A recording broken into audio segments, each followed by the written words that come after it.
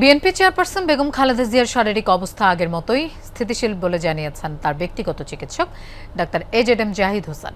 তবে তার অবস্থার উন্নতির বিষয়ে চিকিৎসকরা আশাবাদী বলে জানিয়েছেন তিনি।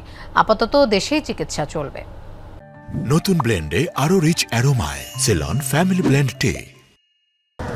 এক সপ্তাহ পর খালেদা জিয়ার শারীরিক অবস্থা জানাতে আনুষ্ঠানিক ব্রিফিং করেন তার ব্যক্তিগত চিকিৎসক। পাশে তো আর থাকা যাচ্ছে না, যেহেতু উনি ক্রিটিক্যাল কেয়ার ইউনিটে আছে। বৃহস্পতিবার সকালে সাবেক এই প্রধানমন্ত্রীর আরেক দফা সব শারীরিক পরীক্ষা নিরীক্ষা করা হয়। সেই আলোকেই সবশেষ অবস্থা জানান তার চিকিৎসক দল।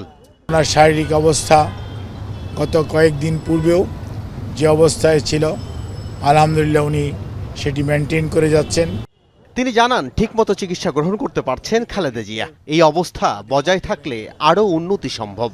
চিকিৎসকরা সহ সবাই অত্যন্ত আশাবাদী যে ইনশাআল্লাহ দেশনেত্রী বেগম খালেদা জিয়া ধীরে ধীরে সুস্থ হয়ে যাবেন।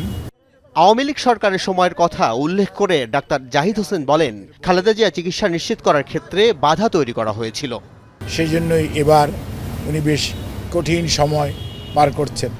23 নভেম্বর থেকে এভারকেয়ার হাসপাতালে খালেদা জিয়া। দেশি বিদেশি ডাক্তারদের সমন্বয়ে গঠিত মেডিকেল বোর্ড তাকে চিকিৎসা দিচ্ছে। আল আমিন হক অহন, যমুনা নিউজ, ঢাকা।